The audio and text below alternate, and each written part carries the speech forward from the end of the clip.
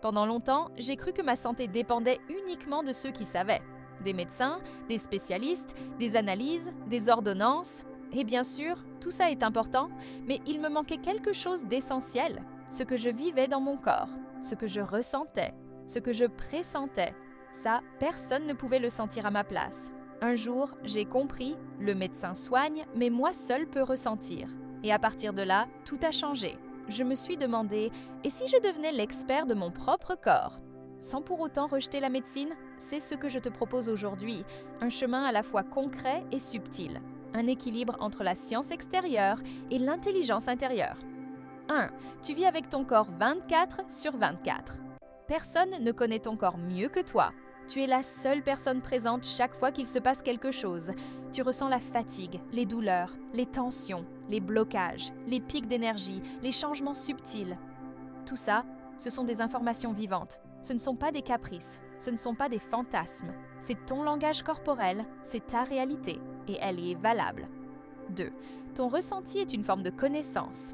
Même si ton bilan sanguin est bon, tu peux te sentir épuisé.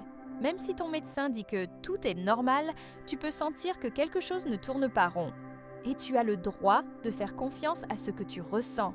Ton ressenti ne remplace pas un diagnostic, mais il peut compléter l'équation.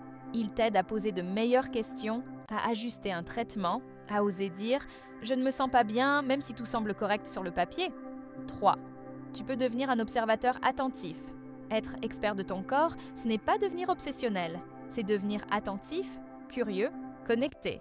Chaque jour, tu peux observer ton niveau d'énergie, ton sommeil, ton humeur, ta digestion, tes douleurs, tes émotions.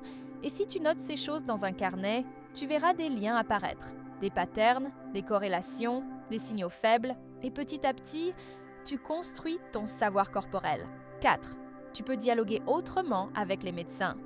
Être acteur, ce n'est pas être en guerre. Ce n'est pas refuser les soins ou contester tout ce qu'on te dit. C'est collaborer, participer, contribuer. Tu peux dire ce que tu ressens, ce que tu observes, ce que tu comprends ou pas, ce que tu acceptes ou pas encore. Et si le dialogue est difficile, tu as le droit de chercher un autre professionnel. Quelqu'un qui t'écoute, qui reconnaît ta parole, parce que tu es un partenaire légitime dans ton parcours de santé. 5. Tu n'as pas besoin de preuves pour exister. Tu n'as pas à prouver que tu souffres. Tu n'as pas à attendre qu'une machine valide ce que tu ressens. Tu n'as pas à avoir raison pour exister dans ton corps. Ce que tu vis est réel, même si personne ne le voit, même si personne ne le comprend encore. C'est à partir de là que tu peux construire un chemin de soins plus juste, plus aligné. 6. Tu peux faire confiance à ton intelligence corporelle. Ton corps sait. Il sait quand il a besoin de repos. Il sait quand quelque chose l'agresse. Il sait ce qui le calme, ce qui le nourrit, ce qui l'apaise. Tu peux apprendre à l'écouter, à lui faire confiance, à reconnaître ses signaux avant que ça ne crie, avant que ça ne casse. Et plus tu écoutes, plus la relation devient claire.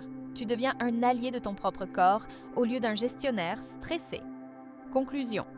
Redevenir l'expert de ton corps, ce n'est pas prendre la place du médecin, c'est reprendre ta place. Une place d'écoute, de ressenti, de collaboration, de respect envers ce que ton corps t'enseigne. Et c'est ce qui change tout. Alors je t'invite dès aujourd'hui à faire un premier pas. Prends un instant, respire profondément et pose-toi cette question. Qu'est-ce que mon corps essaie de me dire en ce moment que je n'ai pas encore entendu? Tu as toutes les réponses en toi. Il suffit d'apprendre à les écouter.